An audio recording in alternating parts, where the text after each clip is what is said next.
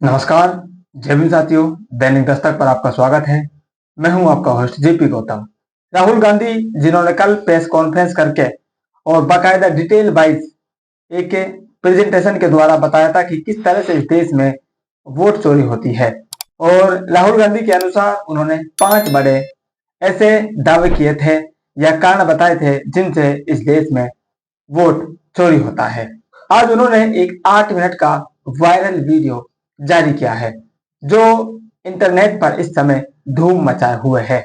उनके द्वारा इसमें बहुत सारे और दावे किए गए हैं और विस्तार से बताया गया है कि कैसे इस देश में वोट चोरी हो रही है। तो आप खुद देखिए राहुल गांधी क्या कह रहे हैं और क्या समझा रहे हैं। क्या आप उनकी बातों से सहमत हैं? अपनी राय कमेंट करके जरूर बताना। तो सीधे आपको लिए चलते हैं राहुल गांधी के उस वीडियो में जिस 8 मिनट में उन्होंने दोबारा से बताया है चुनाव आयोग, आरएसएस, बीजेपी किस तरह से इस देश में जो लोकतंत्र है इसको उन्होंने खतरे में डाल दिया है और जो आपका वोटिंग का अधिकार है उसको वो किस तरह से मिसयूज कर रहे हैं।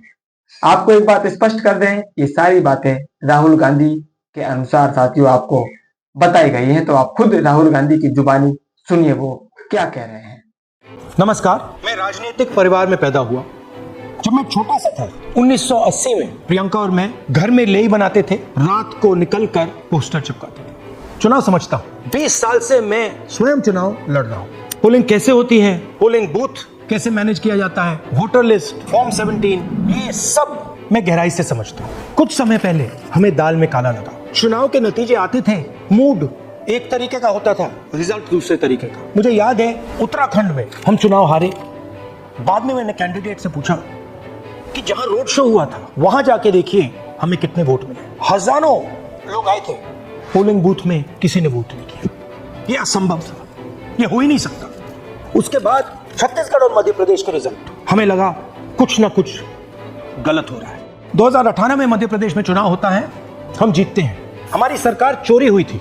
2023 में चुनाव होता है, मैंने अपने आंखों से भारत जोड़ो यात्रा में देखा, भयंकर एंटी इनकम्बेंसी, और हमें 65 सीट मिलते हैं। इम्पॉसिबल, हो ही नहीं सकता। और फिर महाराष्ट्र में पहली बार हमें सबूत मिला, विधानसभा और लोकसभा के बीच में जादू से नए वोटर आते हैं, और जहां भी इन नए वोटर्स ने वोट किया वहां वोट बीजेपी को गया। महाराष्ट्र चुनाव के बाद जब हमें डाउट हुआ, हमारे गठबंधन के सारे नेताओं ने प्रेस कॉन्फ्रेंस किए और हमने इलेक्शन कमीशन से कहा कि आप हमें वोटर लिस्ट दीजिए, वीडियो रिकॉर्डिंग दीजिए। इलेक्शन कमीशन ने मना किया, ना उन्होंने हमें वोटर लिस्ट दी और ना उन्होंने वीडियो रिकॉर्डिंग दी। डाउट हुआ, क्यों नहीं दे रहे, क्या कारण है? तो हमारे दिमाग में सवाल उठा, क्या इलेक्शन कमीशन बीजेपी की मदद कर रहा है? क्या इलेक्शन कमीशन ही इलेक्शन को चोरी करवा रहा है? इसके बाद हमने एक टीम सेटअप की और हमने उन्हें कहा कि आप जाइए, एक कंस्टिट्यूएंसी भी जाके ढूंढिए, सच्चाई ढूंढिए, किस प्रकार से चीटिंग की जा रही है, किस प्रकार से ये काम किया जा रहा है और कौन कौन इस काम को कर रहे हैं। सबसे महत्वपूर्ण बात यह है कि इलेक्शन कमीशन डिजिटल डेटा नहीं देता है, फिजिकल डेटा देता है। मतलब लाखों कागज में वोटर लिस्ट दे देगा, मगर डिजिटल वोटर लिस्ट किसी को कभी नहीं देता। क्यों नहीं देता? कारण क्या है? कारण है कि अगर डिजिटल डेटा मिल जाए तो इलेक्शन कमीशन की सच्चाई पूरे देश को पता लग जाए। हमने टीम को बताया, मैंडेट दी कि आप जाके चेक कीजिए, आप 5-7 सीटों पे पता लगाइए कि चीटिंग हुई और अगर हुई तो कैसे हुई। टीम ने हमें एक दिन बताया कि 5-7 सीटों पे काम किया ही नहीं जा सकता। क्यों? मैंने उनसे पूछा क्यों नहीं किया जा सकता। उन्होंने मुझे ये कागज दिखाए। ये जो कागज है ये एक लोकसभा के कागज नहीं है, ये एक विधानसभा के कागज है, और इन कागजों को हमने मैन्युअली सॉर्ट करना पड़ा और पूरा का पूरा काम जो हुआ है इसमें 6 महीने लगे हैं और एक असेंबली सीट में हम ये काम कर पाए हैं। क्यों?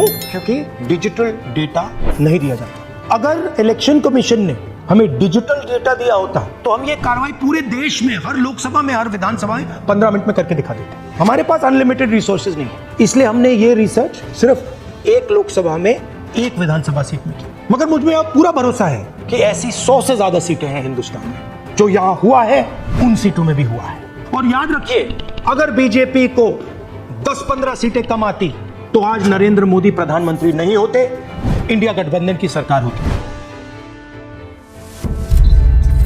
जांच ने 5 तरीके की चोरी पकड़ी है। डुप्लीकेट वोटर, जिसका मतलब एक वोटर के नाम वोटर लिस्ट में अनेक जगह आ रहे हैं। फेक एड्रेस, मतलब एड्रेस है ही नहीं, या फिर house number 0। Bulk voter in single address, मतलब एक छोटे से घर में 40, 50, 60 लोग रहे। इनवैलिड फोटोज, छोटी सी फोटो है या फिर फोटो ही नहीं है, और वो जो छोटी फोटो है वो दिखती भी नहीं है, कौन है, किसका चेहरा है, नहीं पता लग सकता। Misuse of form 6। Form 6 first time voters के लिए होती है, मतलब जिनकी एज 18-20 साल की हो, मगर वोटर लिस्ट में 90 साल के लोग फॉर्म 6 का प्रयोग कर रहे हैं। चुनाव में 6,50,000 वोटर थे, उसमें से 1 लाख चोरी के थे। अब मैं आपको 5 उदाहरण देता हूं। ये देखिए गुरकीरत सिंह डाम, इसका नाम 4 अलग अलग बूथों पे आता है। ये कैसे हुआ और क्यों हुआ? एक और उदाहरण, विशाल सिंह, वाराणसी में वोटर लिस्ट में नाम है और बेंगलोर में 2 बार वोटर लिस्ट में नाम आता है। क्या ये वाराणसी में वोट कर रहे हैं या बेंगलोर में वोट कर रहे हैं या दोनों जगह वोट कर रहे हैं? एक और उदाहरण देखिए, हाउस नंबर 0। तो आपने कभी सुना है हाउस नंबर 0? हमने तो नहीं सुना था, मगर बेंगलोर में हजारों हाउस नंबर 0 है वोटर लिस्ट पे।